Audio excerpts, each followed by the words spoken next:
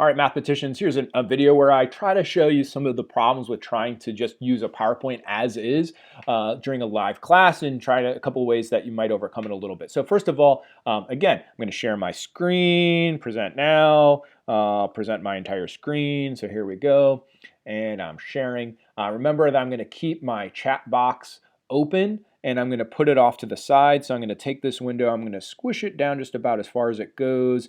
Again, keep that chat box there, squish it down, and you're going to see here I've got a PowerPoint ready to go. So how can I incorporate using a PowerPoint? Well, one thing that I'm going to point out is that there's going to be problems with just doing a pure PowerPoint. The number one problem is this, that if I go and I try to present this, so if I say, okay, slideshow, play from current slide, and boom. Now, this is great. You can see the PowerPoint. Students can see it. It's being recorded. That's fantastic. Now, how could I say right on top of that PowerPoint? Well, if you have a graphics tab and you just start having the cursor go on top of the screen lightly, you're going to see down in the bottom left-hand corner a couple options. You see this little pen thing there? If you click that pen and you click pen, and then you can write on this. You can write. You can be like, oh, this is great. Now, the text doesn't really come out beautifully, but of course, my handwriting's really atrocious, so it doesn't ever really look that great. It can be a little jaggedy and stuff, but it does work. So you can write stuff and be like, let's learn about logarithms. Well, what was logarithms? It was related to exponentials. You know, if we said we had something like b to the x equals y, there's a way to rewrite that as a log base b of y equals x, and that's what we're going to be learning about here. And so I could then click, say on my mouse, I can click or not on my mouse, but on my computer, I can hit the right arrow, and then it can take me to the next screen, be like, oh, we're going to learn about logarithms. Ooh, I forgot to click the pen button. So you have to hit the pen button every time in every slide and be like, let's learn about logarithms. These guys were developed, first written down by John Napier, and some people say that he invented logarithms. I don't know if he invented them or discovered them. It's just a way of rewriting an exponential function in terms of as an inverse, the inverse of an exponential function, right? And so if you said y equals b to the x, that would be true if and only if we had log base b of y equals x. And I already had some animation set up here, so my PowerPoints are a little bit fancy that way.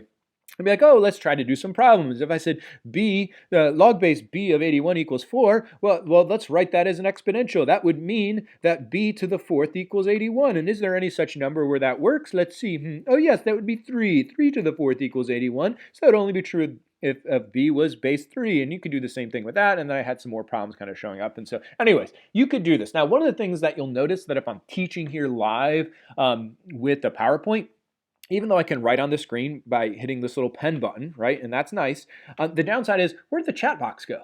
It's gone. You can't see the chat box when you're actually presenting a PowerPoint. So if I closed, let me close down the presenting of my PowerPoint here, then now I can see the chat box again, but it's not live anymore and I can't really write on that screen. So I don't know that I recommend you teaching a lesson live with students using PowerPoint. You could record a lesson using PowerPoint and then post it like on YouTube or on your Google Classroom or whatever. But if you're trying to have a give and take while you're actually teaching, it's going to be a problem. So another way that instead of actually using the PowerPoint directly as is, you could take that PowerPoint and you can import it into Notebook. So that's something that you've learned how to do. So you could save your PowerPoint. You could say print and then save it as a.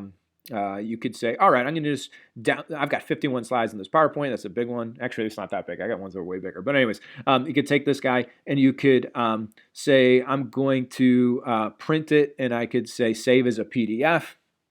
And my computer is going, and I can save it somewhere. I'd be like, on my desktop, let's save this guy. It's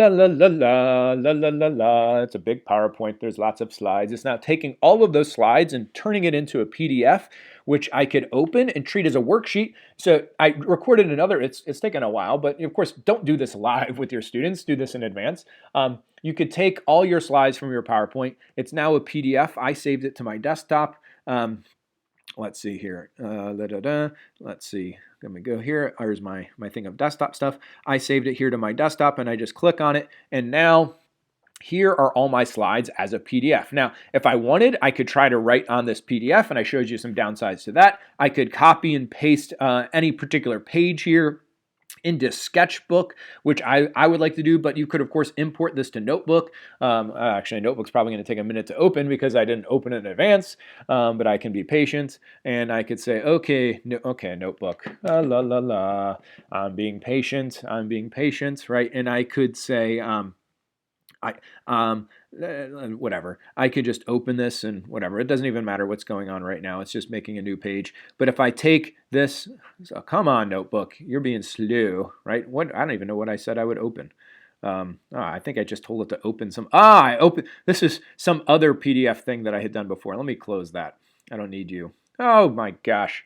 All right, so if I just take this PDF that I made, now this is going to be unhappy because it was so long, it was like 50 pages.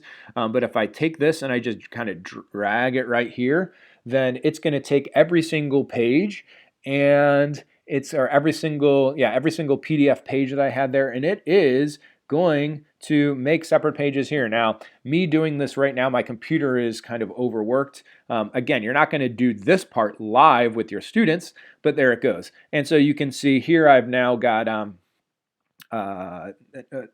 in Notebook. All right, it's still working, but I've got Notebook open. I took all my slides in my PowerPoint. I've got it inside Notebook, and I've got my chat box here. And so I lose all that cool functionality of the PowerPoint, but I still got all my slides here that I could sort of click through with whatever. And this is some good times, right? And then I could do some problems. I could use my pen. I think I stole this out of one of our textbooks. Again, I could use it's my computer's kind of busy, but I can click on the pen feature, and then let's see, I'll write in red, and I can start writing and be like, hello, right? And I can use Notebook. So anyways, PowerPoint alone, live, not recommended because you lose the chat box, you lose that interaction, but you can make it into a PDF and then use Notebook, and that would be a quick and easy way. You could also, just like I said before, take the PDF and you can put it into Sketchbook, which I think is a lot nicer than Notebook, and that can work for you as well too. So guys, have a beautiful day. I hope this helps, and let me know if you have any questions. I'll see how I can support you. Bye-bye.